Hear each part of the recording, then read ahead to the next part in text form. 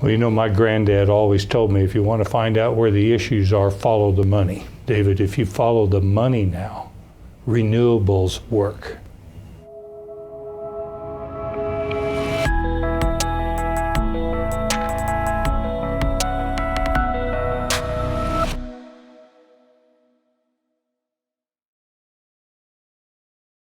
How do we appeal to people that this is a great way to go, not a sacrifice? I know that from my 20-some years in the sustainability movement, people don't change their behavior because Al Gore and David Suzuki told them they should, and it's about sacrifice. They change because they see a better way to go. It's exciting, it's intriguing, it's more comfortable, it's more convenient.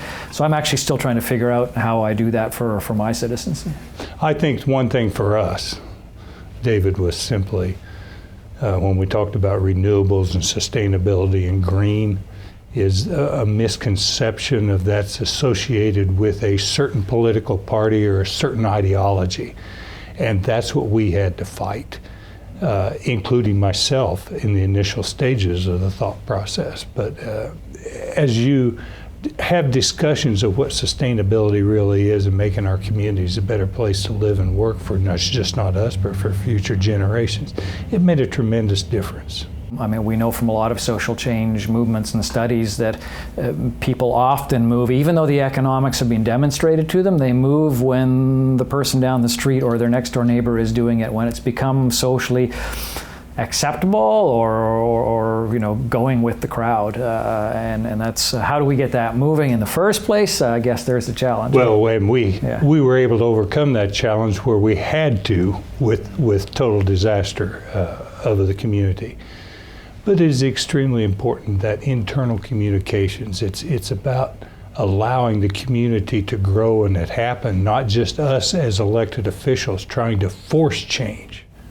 We can initiate change, but our electorate's going to change things. You know, I've been thinking, how much is this conversation about renewable energy? How much is it about energy autonomy, independence, appealing to that human sense of, I like to be in control. Not having someone else telling me what car I have to drive or not have one to drive it at all, or you know, these choices for people. So presenting a range of energy options to them.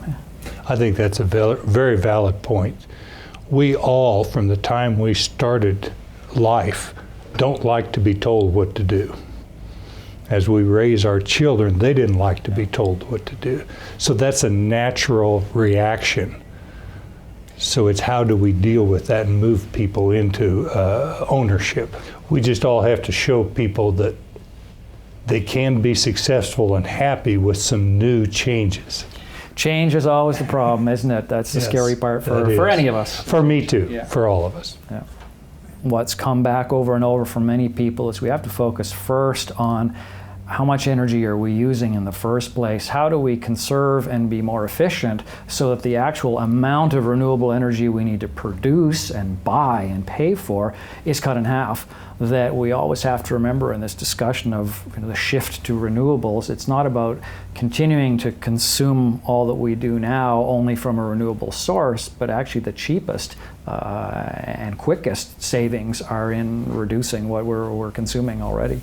When you start seeing neighbors comparing their utility bills and saying, hey, look, I'm 70% lower than I used to be because of those energy saving conservation things and use of renewables with a community wind farm and those kind of things. So it's just community people sharing with each other. Sometimes it's the best way to get the message out. The obstacles at the moment are really more, mindset and leveraging the financing. But even on the financing, the people we've got here who are talking, come out of that corporate financing world saying, the smart investors know this is the way to go. You create the policies, give us the projects, we're there because we know the payback is there.